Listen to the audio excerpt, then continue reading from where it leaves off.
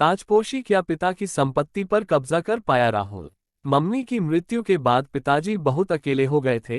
रचिता के साथ राहुल मेरठ पहुंचा। 13वीं के बाद बच्चों का स्कूल और अपने बैंक आदि की बात कहकर जाने की बात करने लगा। पापा, आप भी हमारे साथ इंदौर चलें। रचिता ने बेमन से कह तो दिया, किंतु उसका दिल नहीं था उन्हें ले जाने का। इंदौर में उनका 3 कमरों का फ्लैट था, उसमें पापा को भी रखना एक समस्या थी। मैं इस घर को छोड़कर कहीं नहीं जाऊंगा। पापा ने जब अपना अंतिम फैसला सुनाया तो उनकी जान में जान आई। लेकिन पापा तो अस्वस्थ हैं, वे अकेले कैसे रहेंगे? रचिता के प्रश्न ने राहुल को कुछ सोचने पर विवश कर दिया। उसे ननिहाल की रजनी मौसी की याद आई, जो विधवा थी।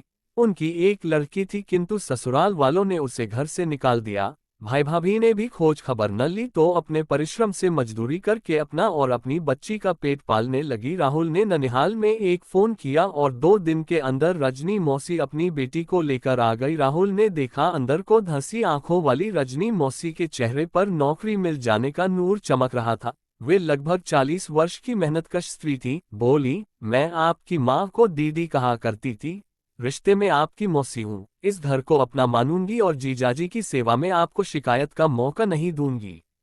राहुल ने कहा, आप चाय नाश्ता बनाएंगी, खाना दवा देखभाल आप करेगी, महरी बाकी झाड़ू पोछा बर्तन कर ही लेगी। पगार कितनी लेंगी? रचिता ने पूछा। मौसी भी कह रही हैं और पगार पूछकर शर्मिंदा भी कर रही हैं। हम माम बेटी को खाने रहने का ठौर मिल गया, और क्या चाहिए? जो आपकी इच्छा हो दे दीजिएगा। रचिता चुप हो गई। बात जितने कम में तय हो उतना अच्छा। राहुल के चेहरे पर भी संतोष था। उसका कर्तव्य था पापा की सेवा करना, किंतु वह असमर्थ था। अब कोई मामूली रकम में उस कर्तव्य की भरपाई कर रहा था। पापा गमगीन थे। एक तो पत्नी का शोक, ऊपर से बेटा बहू बच्चे सब जा रहे थे। रचिता ने धीरे से राहुल के कान में कहा, मम्मी की अलमारी में साड़ियां, जेवर व दूसरे कीमती सामान रखे हैं। पापा अब अकेले हैं। घर में बाहर के लोग भी रहेंगे, सो हमें उसकी चाबी ले लेनी चाहिए। पापा अलमारी की चाबी कभी नहीं देंगे। अचानक तुम्हें जेवर कपड़ों की चिंता क्यों होने लगी? धैर्य रखो, सब तुम्हें ही मिलेगा। राहुल मुस्कुराकर बोला।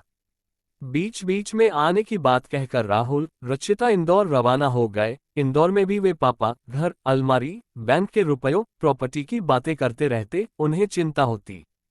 चिंताग्रस्त होकर वे फिर मेरठ रवाना हो गए। लगभग 1.5 महीने में यह उनकी दूसरी यात्रा थी। घर के बाहर लॉन साफ सुथरा था, सारे पौधों में पानी डाला गया था, कई नए पौधे भी लगाए गए थे। दरवाजा खुलने पर रजनी मौसी ने मुस्कुराते हुए स्वागत किया, आइए। कुछ ही देर में मिठाई पानी लिए फिर हाजिर हुई। पूरा घर साफ सुथरा था। उसकी लड़की ने चाय बनाने से पहले सूचित किया, बड़े साहब सो रहे हैं। रचिता ने माम बेटी का निरीक्षण किया। दोनों ने बढ़िया कपड़े पहने थे, बाल भी सुंदर तरीके से सेट थे। रजनी ने चूड़ियों टॉप्स के साथ बिंदी वगैरह भी लगाई हुई थी। तुम्हारी मौसी का तो कायाकल्प बदल गया, रचिता फुसफुसाए। भूखे नंगे को सब कुछ मिलने लगेगा तो कायाकल्प तो बदल ही जाएगा ना, राहुल ने मुंह बनाकर कहा। दोनों दुखी मन से चाय पीते पापा के जगने का इंतजार करते रहे। पापा को देखकर उन्हें और आश्चर्य हुआ। वे पहले से अधिक स्वस्थ और ताज़ा लग रहे थे। पहले के झुके झुके से पापा अब सीधे तनकर चल रहे थे। मम्मी के जाने के बाद हंसना भूल गए। पापा ने मुस्कुराते हुए पूछा, बड़ी जल्दी मिलने चले आए? अब आप अकेले हो गए हैं तो हमने सोचा। अकेले कहाँ, रजनी है, उसकी लड़की सरला है, उसको यहीं इंटर कॉलेज में डाल दिया है। शाम को 1 घंटा पढ़ा दिया करता हूँ, पढ़ने में तेज है। पापा सरला का गुणगान करते रहे, फिर उसे पढ़ाने बैठ गए। रजनी मौसी सबके चाय नाश्ते के बाद रात के खाने में जुट गईं। सब कुछ ठीक चल रहा था, किंतु राहुल रचिता असंतुष्ट मन से बैठे थे। वे पापा के किसी काम नहीं आ पा रहे थे और अब उनको इनकी कोई जरूरत भी नहीं रही। रात को पापा सीरियल देखते हुए रजनी से उसके बारे में पूछकर खूब हंसते रहे। सरला से पढ़ाई संबंधी बातें भी करते रहे। जीवन से निराश पापा को जीने की वजह मिल गई थी। रात में खाना खाते समय सब चुपचाप थे। खाना स्वादिष्ट और मिर्च मसाला रहित था। रजनी मौसी एक एक गरम रोटी बड़े प्यार से खिलाती रहीं। अंत में खीर परोसी गई। पापा संतुष्ट एवं खुश थे। राहुल रचिता संदेह की दृष्टि से रजनी को घूर रहे थे। रात में टीवी कार्यक्रम की चर्चा रजनी और सरला से करते पापा कई बार बेटे बहू की उपस्थिति ही भूल गए, नाती पोतों का हालचाल भी नहीं पूछा। रात में सोते समय राहुल बोला, यदि हम उसी समय अपने साथ पापा को ले चलते तो आज वे इस तरह मां बेटी में इन्वॉल्व ना होते। अरे यहाँ क्या बुरा है, स्वस्थ हट्टेकटे हैं, खुश हैं, वहां 3 कमरों के डब्बे में कहाँ एडजस्ट करते इन्हें, रचिता बोली। तुम मूर्ख हो, तुमसे बहस करना बेकार है। अब मामला हमारे हाथ से निकल रहा है, मुझे ही बात आगे बढ़ानी होगी। बात क्या बढ़ाओगे? अरे तुम ही न कहती थी इस बंगले को बेचकर इंदौर में अपने फ्लैट के ऊपर एक शानदार फ्लैट बनाओगी और बाकी रुपया बच्चों के नाम फिक्स कर दोगी। हाँ हाँ, लेकिन अब ये कहाँ संभव है। अब पापा दिन प्रतिदिन स्वस्थ होते जा रहे हैं, उनकी मृत्यु की प्रतीक्षा में तो हमारी उम्र बीत जाएगी। उन्हें इंदौर ले चलते हैं, जैसा तुम उचित समझो, मैं एडजस्ट कर लूंगी, रचिता बोली। उसे सास की अलमारी की भी चिंता थी जिसमें कीमती गहने और अन्य महंगे सामान थे। उसे उन्हें देखने भालने की इच्छा थी, किंतु सासुमां के रहते इच्छा पूरी नहीं हुई और अब भी स्थितियां प्रतिकूल हो रही थीं। अगले दिन दोनों ने रजनी मौसी का सेवाभाव देखा। नाश्ता, खाना, पापा के सारे कपड़े, बेडशीट, तौलिया आदि धोना, पापा के पूरे शरीर और सिर की जैतून की तेल से घंटे भर मालिश करना। उस दौरान पापा के चेहरे पर सुख शांति छाई रहती थी। तुरंत गुनगुने पानी से स्नान जिसमें मौसी पूरी मदद करती। फिर उनका हल्का नाश्ता करना यानी चपाती, सब्जी, ताज़ा मट्ठा आदि। किंतु रजनी मौसी ने राहुल रचिता के लिए अलग से देशी घी का हलवा और पोहा बनाया था, सबने मजे लेकर खाया। राहुल समझ गया था कि पापा के स्वास्थ्य में निरंतर सुधार का कारण क्या है। वह उनकी इतनी सेवा कभी कर ही नहीं सकता था, तब भी हिम्मत जुटाकर उसने शब्दों द्वारा पापा को बांधने का प्रयास किया। पापा, आप यहाँ कब तक दूसरों की दया पर निर्भर रहेंगे? हमारे साथ इंदौर चलिए, वहाँ नाती पोतों का साथ मिलेगा, सब साथ रहेंगे। मैं किसी की दया पर निर्भर नहीं हूँ। रजनी काम करती है, उसका पैसा देता हूँ। वहां तुम्हारा घर छोटा है, तुम लोग मुश्किल में पड़ जाओगे। इसीलिए तो अपने फ्लैट के ऊपर एक और वैसा ही फ्लैट बनवाना चाहता हूं, राहुल ने कहा। बिल्कुल बनवाओ, पापा ने कहा। इस बंगले को बेचकर जो रकम मिलती उसी से फ्लैट बनवाता यदि आप हम लोगों के साथ चलकर रहते। मैं अपने जीते जी यह बंगला नहीं बेचूंगा। तुम लोन लेकर अपने बलबूते पर फ्लैट बनवाओ। आखिर बैंक ऑफिसर हो, अच्छा कमाते हो, लेकिन 2 घरों की देखभाल, उसकी चिंता तुम मत करो। एक आशा खत्म होने पर राहुल दुखी हो गया। कम से कम अलमारी की चाबी ही दे दीजिए। रचिता अपने साथ मम्मी के गहने और जेवर ले जाना चाहती है। तुम्हारी पत्नी के पास कपड़ों गहनों का अभाव तो नहीं है, कम से कम मेरे मरने की प्रतीक्षा करो। राहुल, रचिता मायूस होकर इंदौर लौट आए। रास्ते में रचिता बोली, पापा कहीं रजनी मौसी से प्रेम का चक्कर तो नहीं चला रहे? राहुल को रचिता की बातें सही लगी, किंतु वह चुप रहा। अगली बार वे बच्चों सहित जल्दी ही मेरठ पहुंचे। वहां रजनी को मां की साड़ी और गले में सोने की हार पहने देख उन्हें शक हुआ। अच्छे खानपान से शरीर भर गया था, वे सुंदर लग रही थीं, उनकी लड़की अच्छी शिक्षा दीक्षा के कारण और अच्छी लग रही थी। आप में बड़ा परिवर्तन आया है रजनी मौसी, राहुल बोला। उस वक्त पापा वहां न थे। कैसा परिवर्तन? वैसी ही तो हूँ, रजनी ने विनम्रता से कहा। आप कामवाली काम, घरवाली ज्यादा लग रही हैं। ऐसा कहकर पाप का भागी न बनाएं, हम तो मालिक की सेवा में लगे रहते हैं। कभी कभी इनाम मिल जाता है, रजनी ने विनम्रतापूर्वक कहा। राहुल रचिता के ईर्ष्या भरे मन को थोड़ी राहत मिली, किंतु पापा राहुल की प्रॉपर्टी धन संपत्ति की बातों से चिढ़ गए। बोले, बेटा, बाप की मृत्यु के बाद ही तो बेटे को मिलता है। राहुल कैसे कहता पापा को रजनी मौसी अपने परिश्रम से दिनों दिन स्वस्थ प्रसन्न करती जा रही हैं। दूर दूर तक उन की मृत्यु के आसार नजर नहीं आ रहे थे और उसके गाड़ी वाड़ी, बैंक बैलेंस आदि के सपने धराशायी हो गए थे। पापा के जीवित रहते ही उन्हें हथियाना चाह रहा था, तो पापा के इस रवैये से वह सब संभव नहीं लग रहा था। रात के खाने के बाद साधारण बातचीत ने झगड़े का रूप ले लिया। राहुल अपनी असलियत पर उतर आया, बोला, पापा कहीं आप दूसरी शादी के चक्कर में तो नहीं हैं?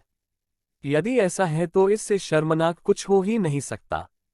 पापा की बोलती बंद हो गई। वे हक्के-बक्के इकलौते पुत्र का मुंह देखते रह गए, लेकिन फिर जल्दी ही संभल गए। बोले, आज तुझे अपना पुत्र कहते लज्जा का अनुभव होता है।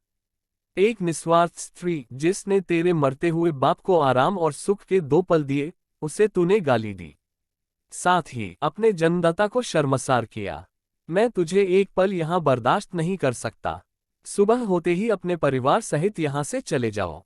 ऐसे पुत्र से तो निसंतान होना बेहतर है। पापा के गुस्से को देखकर राहुल की सिट्टी पिट्टी गुम हो गई। अगले ही दिन वे इंदौर लौट गए। फिर 1 वर्ष तक उसने मेरठ का रुख नहीं किया। रजनी मौसी स्वयं फोन करके पापा की खबर देती रहती थी। एक दिन पता चला पापा बाथरूम में गिर गए हैं और उनके कूल्हे की हड्डी टूट गई है। राहुल एक दिन के लिए आया अवश्य, किंतु कूल्हे की हड्डी के ऑपरेशन के कारण उन्हें हाई डोज दी गई थी, सो पापा से भेंट नहीं हुई। ऑपरेशन के बाद राहुल अगले ही दिन लौट आया। उसका एक वकील मित्र था मनमोहन, उसने और रजनी मौसी ने बढ़ चढ़कर पापा की सेवा की, इसलिए राहुल निश्चिंत भी था। चूंकि मनमोहन पापा की प्रॉपर्टी और धन की देखभाल करता था, इसलिए राहुल उससे संपर्क बनाए रखता था। पापा फिर बिस्तर से उठ नहीं पाए। वे बिस्तर के होकर रह गए थे। रजनी, मनमोहन ने राहुल, रचिता को आने के लिए कहा, किंतु उन्होंने बच्चों की परीक्षा और अन्य व्यस्तताओं का बहाना बनाया। अंत में उन्हें पापा की मृत्यु का समाचार मिला और राहुल पत्नी व बच्चों सहित तुरंत मेरठ पहुंच गया। वहां पिता के निस्पंद शरीर को देखकर उसकी आंखों में आंसू नहीं आए। लोग रजनी मौसी की बहुत प्रशंसा कर रहे थे कि उसने जितनी पापा की सेवा की वह घर का सदस्य नहीं कर सकता था।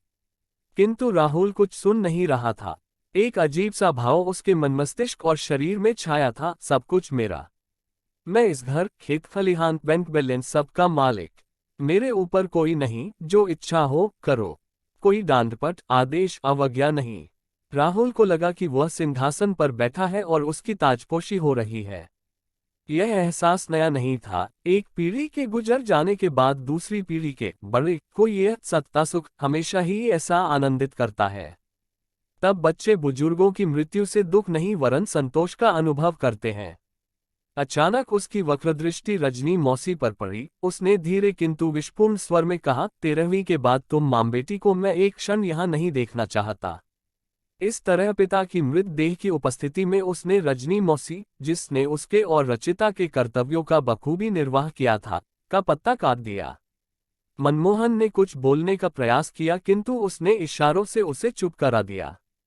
वह अंतिम संस्कार के पूर्व किसी प्रकार का तमाशा नहीं चाहता था। रजनी चुपचाप रोती रही।